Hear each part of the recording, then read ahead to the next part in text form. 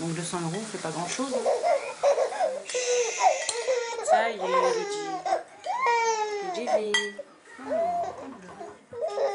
On est inégaux devant l'assiette, ça c'est une évidence. Et si vous regardez la prévalence de l'obésité chez les ouvriers par rapport au cadre supérieur, vous avez environ près de 2 fois plus d'obèses dans les populations ouvrières que dans les cadres supérieurs. On peut dire, si vous voulez, que la consommation de fruits et légumes frais est un marqueur des inégalités socio-économiques. C'est absolument un moyen de saisir l'inégalité, parce que cette consommation varie selon le revenu, selon le niveau d'éducation, selon le statut socio-économique. En fait, ce qu'on constate, c'est que le Français moyen va dépenser entre 6 et 7 € par jour pour s'alimenter, tout compris, en tout cas pour son alimentation à domicile. Donc on se dit, pour lui, ça ne doit pas être un problème tellement d'argent, mais plus un problème de choix, de désir de s'alimenter correctement, d'autres problèmes que des problèmes strictement budgétaires. Dans certaines familles, à l'heure des devoirs, on se défend comme on peut, jour après jour, contre les mauvaises pratiques alimentaires.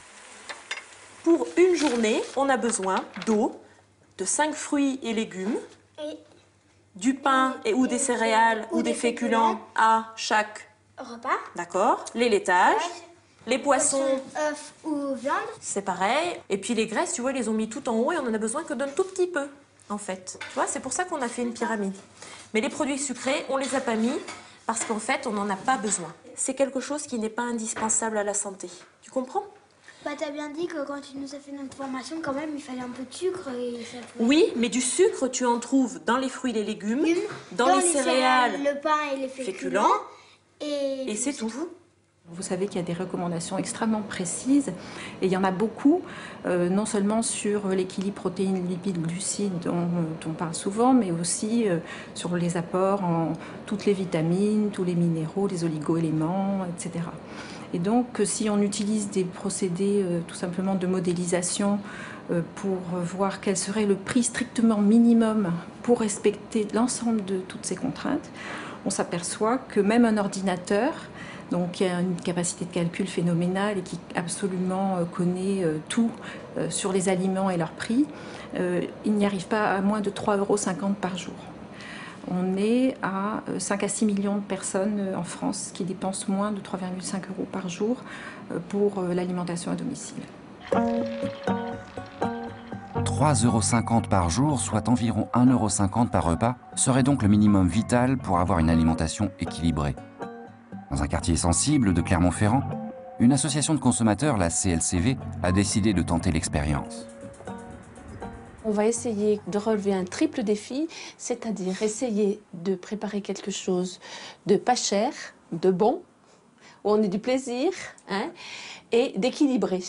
On essaye de faire un menu où on retrouve les familles d'aliments. Qu'est-ce que vous avez envie? On avait dit un couscous, mais ça fait long. La tagine à l'agneau, ça cuit plus vite. On part sur une tagine? Ouais. Je dis qu'on était combien tout à l'heure à manger? 16. On a 24 €, à peu près. On doit avoir à acheter sur la liste. Il n'y a pas des langues de chat là dans les gâteaux? Oui, des langues de chat, donc, en gâteau. On essaye de jouer le moins cher. 20 centimes. Tout est transformé. On a du dextrose de blé, du blanc d'œuf en poudre, du sel, etc. Donc bon, là, on se fait plaisir, mais c'est vraiment au niveau nutrition, c'est nul. C'est pas génial. C'est pas recommandé. Je sais pas si on prenait un produit, celui-là il est plus cher, il est quasiment le double. Si on retrouve les ingrédients. Là, par contre, on a un produit qui est nettement plus cher, mais on démarre à ingrédients, fabriqués. Mais sur les gâteaux, ce qui est drôlement intéressant, c'est de regarder quand même un petit peu comment la composition. Ok, là, c'est juste pour décorer le dessert, donc ça roule. Après, qu'est-ce qu'on avait d'autre? Après, il nous reste légumes, viande et fromage blanc. Oui. Combien elle est la banane? La banane, 1,09 €. Ils y vont pas de même ordre. On va prendre des plus petits poulets. On a trouvé des poulets moins chers. Ça fait déjà 50 centimes en moins pour les deux. 60. 26.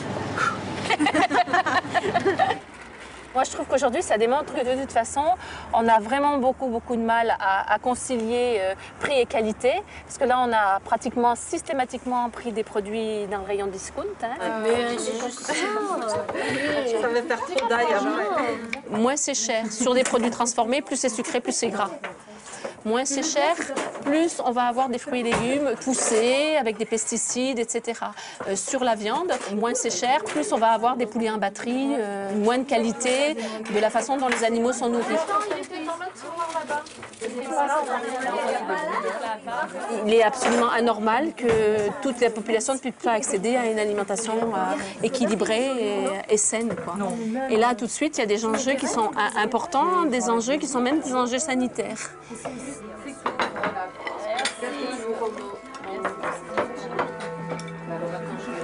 Bon appétit à tous. Merci.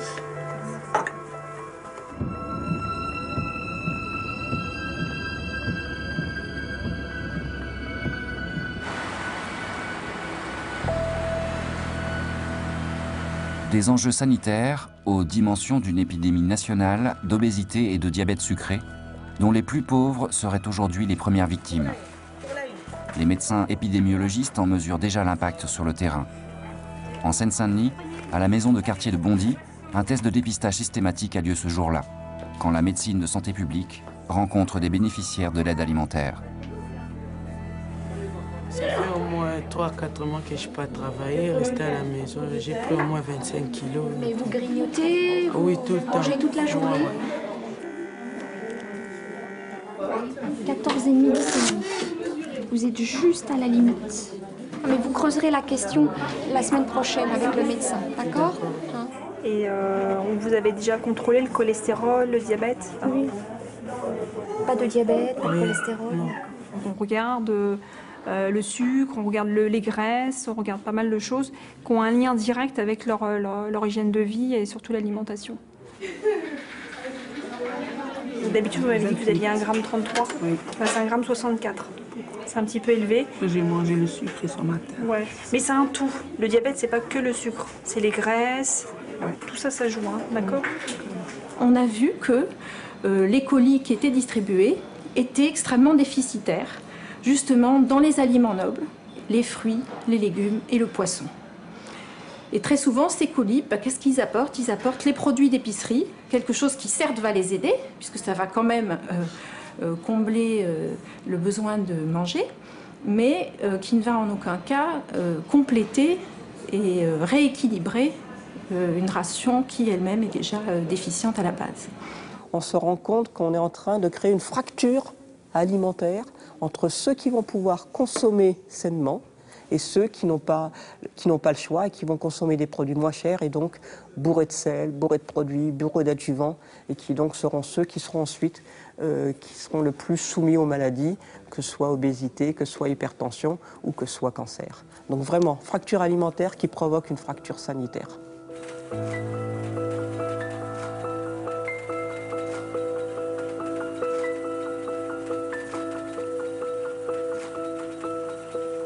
Le plus étonnant, c'est que quand moi j'en parle avec des journalistes qui me disent bon bah alors ça y est, c'est en œuvre les mesures de prévention de l'obésité puisqu'on en a tellement parlé, et ils tombent des nues quand je leur dis bah non, il n'y a rien, rien, absolument rien. Les mesures de Roselyne Bachelot ne seront pas mises en œuvre tout simplement parce que il y a eu tout ce travail de lobbying, ce travail de sape, extrêmement efficace, il faut le remarquer, de la part de ces lobbyistes. Plus d'un an après le début de cette enquête, aucune grande loi sur l'obésité et ses conséquences n'a encore vu le jour. Les pouvoirs publics continuent à parier sur la seule bonne volonté des industriels.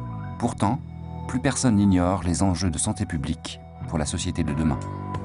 Il est important d'agir aujourd'hui pour éviter que demain il ne soit trop tard et que nous ayons pour la première fois dans l'histoire de nos civilisations une réduction de la longévité, car c'est ce qui nous attend si nous n'intervenons pas sur ces maladies. Aujourd'hui, si on ne fait rien, on est sur une courbe qu'ont connue les États-Unis, et en 2020, on aura 30% d'obèses.